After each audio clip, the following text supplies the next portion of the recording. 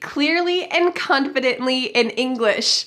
Hi, I'm Vanessa from SpeakEnglishWithVanessa.com, and today you are going to immerse yourself in clear English so that you can speak confidently in your English conversations. And like always, I have created a free PDF worksheet with all of today's important tips, ideas, vocabulary, sample sentences, and at the bottom of this free worksheet, you can answer Vanessa's challenge question so that you never forget what you've learned. You can click on the link in the description to download that free PDF worksheet today. All right, let's get started speaking clearly and confidently in English. We're first going to start with 10 important vocabulary phrases that you can integrate into your daily conversations. Let's go. The first expression that I use often, but my English students don't really know how to use, is to see someone off. We're not talking about seeing them walk off a cliff. Instead, take a look at the sample sentence. When my sister was visiting me from California, I took her to the airport and saw her off. Ooh, saw her off? This is just another way to say that I saw her leave. I saw her go through security, and then she probably got on her flight and went home. I saw her off. The second expression that I use often, but my English students don't use, and you should, is to be floored. Does this mean that you are stuck to the floor? Not at all. You might say, when I found out that I won a free trip to Japan, I was floored.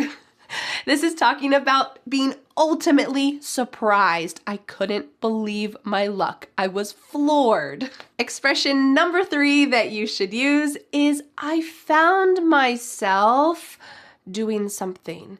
You could say, I went to a great concert and I found myself tapping my foot and bobbing my head and moving my body.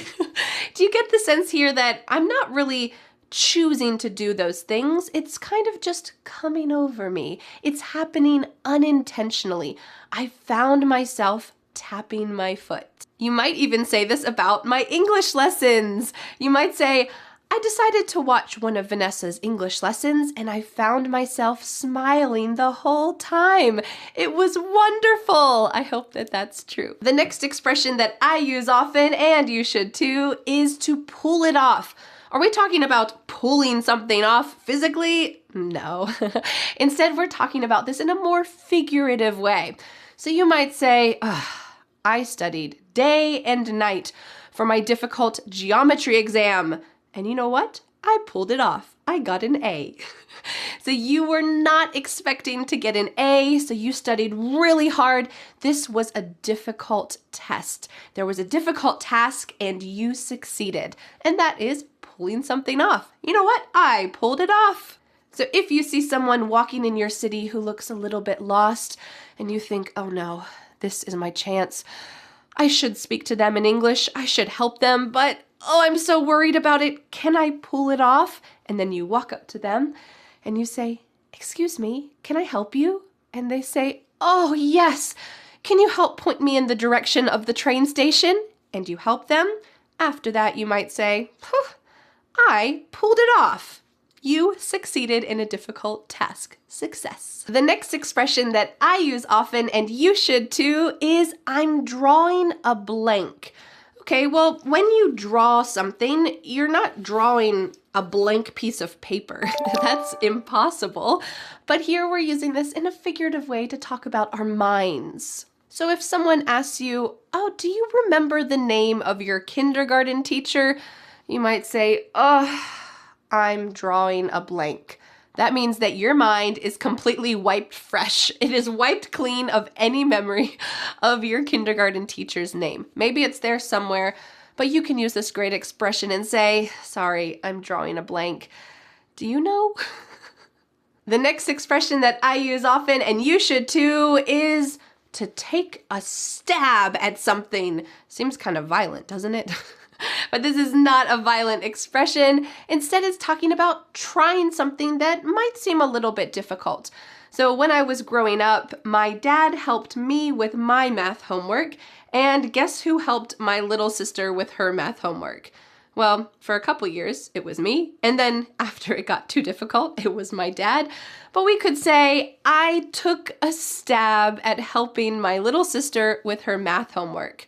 Sometimes it worked, sometimes it didn't. So here I'm trying something that is a little bit difficult. I took a stab at trying to help her, and I hope it was okay. The next expression that I use often, and you should too, is a fun one. Something is calling my name. Vanessa, Vanessa. What's calling my name? Oh, that 7-layer chocolate cake is calling my name. Vanessa, eat me, Vanessa. So of course the chocolate cake is not actually calling my name, but it's the idea here that it's something you cannot resist. That cake is calling my name. I have to try a bite. We often use this expression when it's something that you're tempted by. It's usually not something that's perfectly good. Eating an entire chocolate cake is certainly not a good idea. Maybe you're at a store and there's a really expensive, exciting shirt that you really want to buy. You might say, oh, it's calling my name. It's tempting me. I have to get it. So here it is something that's not necessarily good, but not necessarily bad. It's just tempting you. It's calling your name. Buy me, buy me. The next expression that I use all the time, and you should too, is it has your name written all over it. Does this mean that I took a marker and I wrote your name all over that thing? Well, not exactly, but it feels like that. You might say, I bought you this sweater because it's your favorite color and I just thought it would look perfect on you. It had your name written all over it. Well, it would be pretty strange if a sweater actually had your name written all over it, kind of unusual. So here we're talking about something that's the perfect fit. Talking about something that's the perfect fit is our next expression that I use all the time, and you should too, and that is, I couldn't help myself. That doesn't mean that I'm asking you for help because I can't help myself. No, instead, this is something you cannot resist. That 7-layer chocolate cake. I just took a bite and then another bite and then another one because I couldn't help myself. Here we can substitute the word help for stop. I couldn't stop myself. I just kept eating it. But really, in daily conversation, we use this expression, I couldn't help myself, more often than I couldn't stop myself. So if you're taking a walk in your neighborhood and you see a cute little puppy, you might ask the owner, can I pet it? And if the owner says yes, you reach down and you pick it up and you snuggle it all over and you're so excited. And then you say, oh, sorry, I couldn't help myself. You couldn't resist how cute that little puppy was. Our final expression before our bonus expression that I use all the time, and you should too, is kind of an introductory expression. It is talk about. Oh, we're going to be using this for emphasis. Take a look at this sentence. I watched a documentary the other day about the world's richest people, and they often own multiple mansions in multiple countries. Sometimes they own their own private island. Talk about wealthy. So here I am emphasizing, yes, all of those things I listed show that they have a lot of money, but at the end, boom, I'm adding this expression, talk about wealthy. Whew, I'm really emphasizing the fact that they're wealthy, they have a lot of money. You might even use this to talk about English lessons. You could say, I can't believe that Vanessa gives us a free English lesson here on YouTube every Friday. Talk about generous. Okay, I'm tooting my own horn a little bit here, but if you're really grateful to have free English lessons every Friday, you could use this to emphasize the point. I feel so grateful. Talk about generous. What a wonderful thing. All right, I want to give you one bonus expression, and it is to wing it. What in the world? Well, unfortunately, I use this a lot in my life. Can you imagine what to wing it means? Well, take a look at this. I didn't prepare a speech for my friend's wedding, so I think I'm just gonna wing it. This means it is not planned. I'm just gonna make it up as I go. I think I'm just gonna wing it. Or we can use this in the negative and say, I never just wing these YouTube videos. I always try to plan out a good topic, some good expressions, and some great sample sentences for you so that you can learn as much as possible. I don't wing it because I want to be a better teacher for you. Do you want to learn to speak in English but you're not sure how to do it? If that's you, then listen up. Hi, my name is Ronald and I'm a native English speaker, which means that my mother tongue is English, and I also help hundreds of people just like you to learn the English language and to speak in English fluently within a very short period of time. So I'm actually doing a free online training where I'm going to be showing you how you can learn to speak in English fluently even if you are a complete beginner. So if you want to learn how to do this, then feel free to click on the link in this video, go ahead and register for the free training, and I will see you there.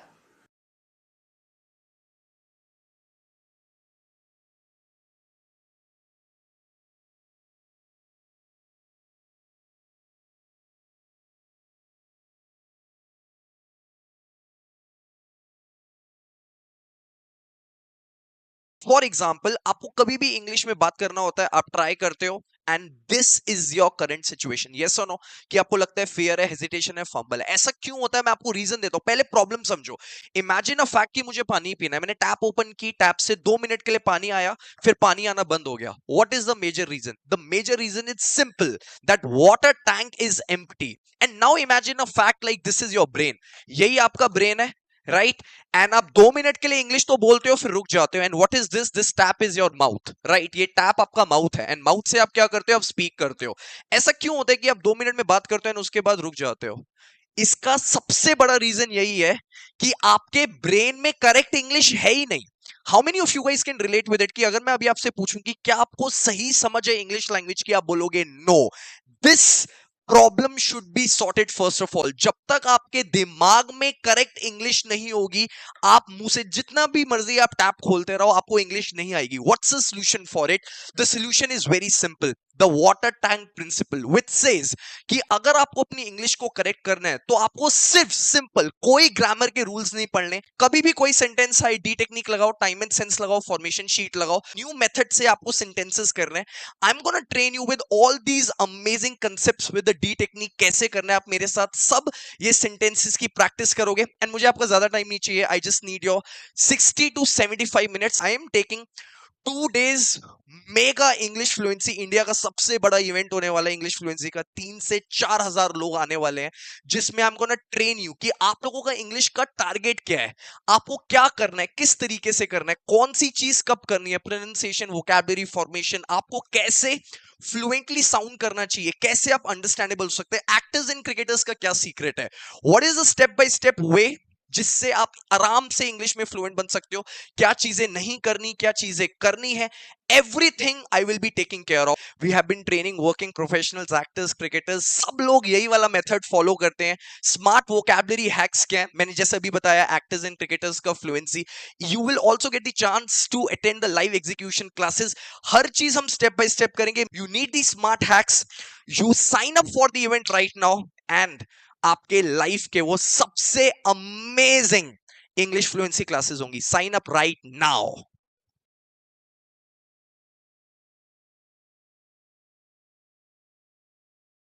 Great work learning those 10 important vocabulary phrases. Next, let's level up your verbs by taking a phrasal verb test.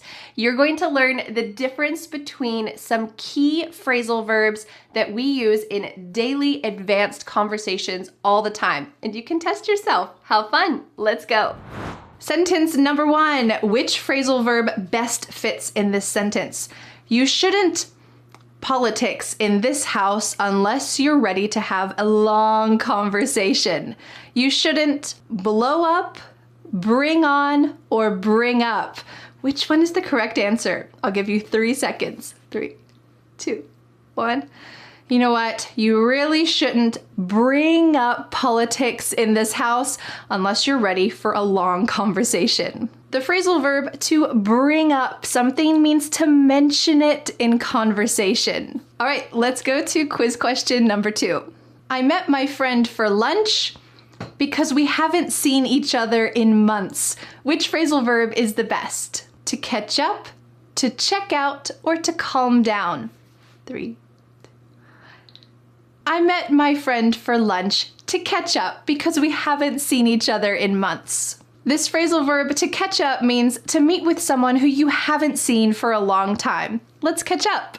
Test question number 3. It's a little bit tricky. Which phrasal verb is the best in this sentence? Instead of the wedding, the couple decided to elope. To elope means that you don't have an official ceremony.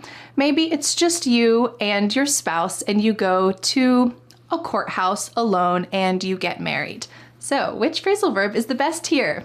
Cutting off, calling off, or closing down. All of these have a slightly similar meaning, which is kind of to stop something, but only one is correct. 3, 2, 1. Instead of calling off the wedding, the couple decided to elope. The phrasal verb to call off something means to cancel some plans. Instead of calling off the whole wedding and not getting married, they just decided to elope to make it simple. All right, let's go to the next test question. Number 4, her story just didn't... I think she's lying. Which one of these is correct? Account for, add up, or accept. 3, 2, 1. Her story just didn't add up. I think she's lying. I hope I didn't trick you on this one because the final verb here, accept, is actually not a phrasal verb. To be a phrasal verb, you need a main verb, which is to accept, okay, but there is no second or third part. This can be usually we think of it like a preposition. To add is the regular verb and up is the preposition. To add up. Her story didn't add up. We usually use this in the negative sense, and it means it doesn't make sense. It doesn't add up. You can use it in a positive way to say, oh, okay, her story adds up, but it's a little less common. It's more common to say her story doesn't add up. I think she's lying. All right, let's go to the next test question. Number 5, the wreck is going to traffic for hours. Is it to hang up? Is it to hold up? Or is it to hold on? 3, 2, 1. Unfortunately, the wreck is going to hold up traffic for hours. To hold up means to delay or to block some kind of progress. Cars cannot get through because there's a wreck. The wreck is holding up traffic. Man, you're gonna be late for work. All right, let's go to the next one. Phrasal verb test question number 6. The troops against the attack because they knew that reinforcements were on the way. Which phrasal verb works the best here? Hung out, hung up, or held out? 3, 2, 1. The troops held out against the attack because they knew that reinforcements were on the way. To hold out against something, here held is the irregular past tense.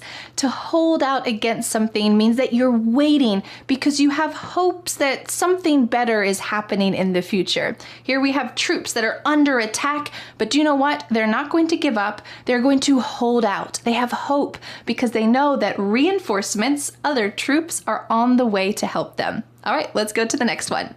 Quiz question number 7 is, if you practicing, you will eventually get better. What's the best phrasal verb? Keep on, keep up with, or keep out? 3, 2, 1. I have some bad news. This was a trick question. There are actually 2 correct answers. You can say, if you keep up practicing, you will eventually get better. Or you can say, if you keep on practicing, you will eventually get better. Both of these phrasal verbs can be used, and that's kind of the tricky thing about phrasal verbs, is that sometimes they have a similar meaning and there's just 2 different options. So there you go. Let's go to quiz question number 8. He didn't want to, his team, but he knew that they probably wouldn't win. Which one's correct? To give out, to give up on, or to give away. All 3 of these use the main verb give, but the preposition is different. Only one is correct. 3, 2, 1. He didn't want to give up on his team, but he knew that they probably wouldn't win. We use the phrasal verb to give up on something when you lose hope. You're surrendering something. I'm just giving up on my team. I'm not even going to help them try to win anymore because they have no hope. It's kind of a sad situation. All right, let's go to the next question.